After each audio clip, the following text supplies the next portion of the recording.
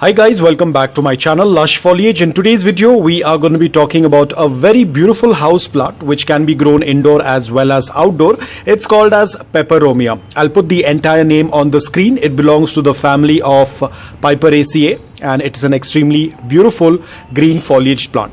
Now guys, there are different varieties that tend to come in this. There are the new ones that are coming up, which are the variegated ones. I don't have the variegated one. This is just the regular one. I was trying to find the exact name of this Peperomia, but everywhere what I could see, it was written as Peperomia green leaf. Now I don't think that is the correct name. Probably only the websites are trying to put out the name. Maybe they also do not know the exact ID. But the scientific name, I'll put it up on the screen.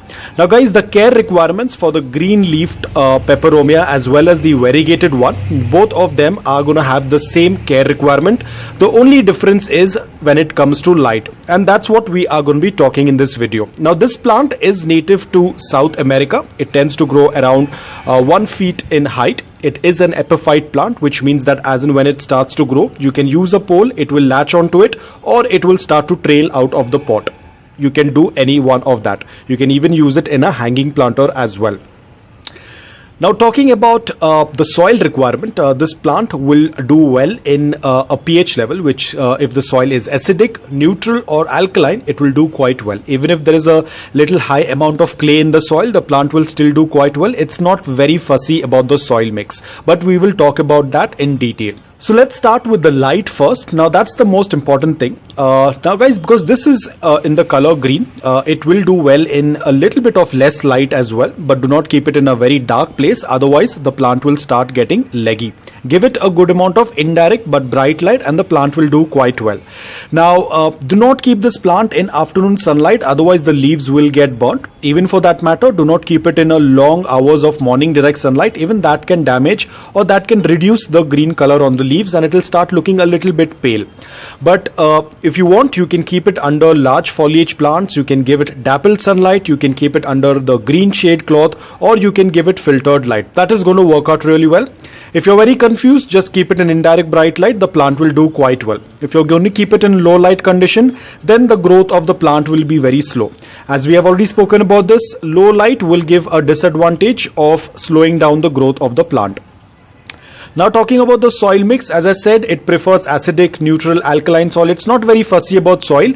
You can use any type of soil as long as the soil is loose, porous and well draining. I use the same type of soil mix which I use for my other plants, which is a mix of coco peat, garden soil, perlite and sand. As I said, if you have increased the amount of garden soil, it's absolutely fine. There is no issue as long as the soil is well draining. They prefer a little bit of moisture in the soil. That's why we tend to use the coco peat.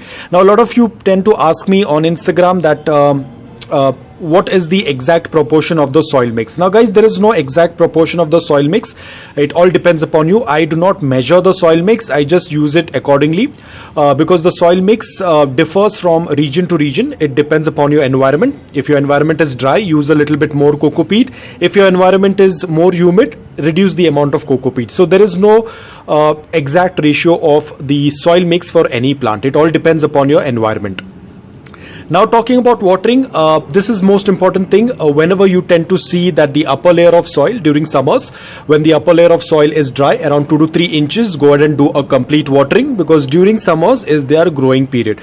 During winters, I wouldn't say they go into complete dormancy, but they go into partial dormancy. So during winters, cut down on your watering.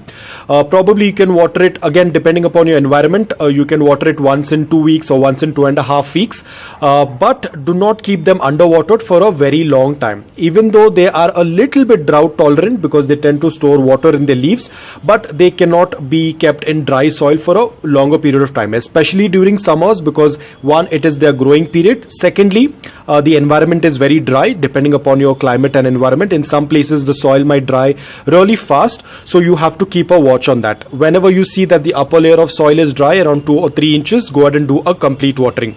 They prefer a slight moisture in the soil, but they do not like to be sitting in wet soil. As I said, they are epiphytes. They do not like to be sitting in wet soil. So ensure that your pot also has a drain hole and the soil is well draining.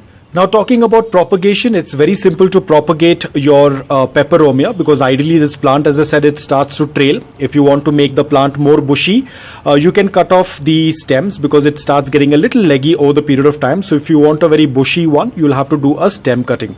You have to do a stem cutting and then just put it into the soil. You can use a clear plastic sheet in order to cover it up so that there is a good amount of moisture inside the bag and it can help the plant grow better.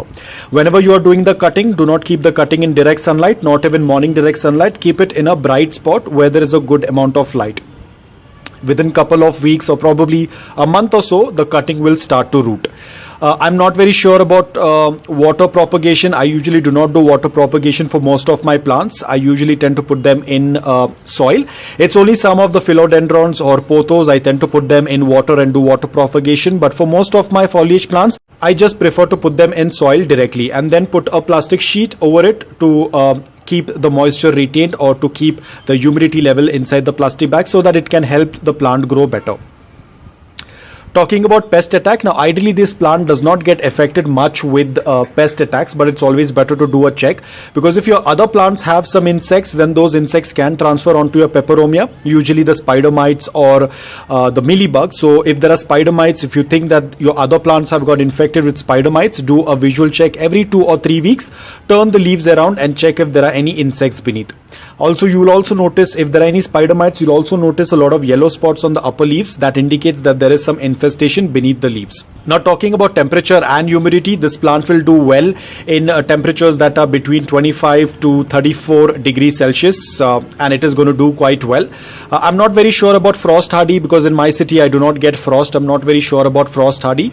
This plant can also be kept in the bathroom as well, where there is a good amount of humidity, because this plant also prefers a little bit of humidity. So you can even keep it in your bathroom. You can even keep it in a place where there is a lot of plants. The plant will do quite well. Now talking about fertilizers, I would suggest it is not a very heavy feeder, so you can give a very diluted weak solution of liquid fertilizer during the growing season, which is the summers. A very little bit, not excessive, but during winters do not add in a lot of fertilizers. Just completely stop down on the fertilizers during the winters and also cut down on the watering. Apart from that, the plant is very easy to grow. Is this plant toxic? This plant is not toxic, so you can keep it anywhere in the garden. You can keep it indoor, you can keep it outdoor. You do not need to be worried. So guys, that's all about it. I hope that this video was helpful to you. If it was, please hit the like button. If you're new to my channel, please consider subscribing to it. Until then, take care, stay safe and keep propagating.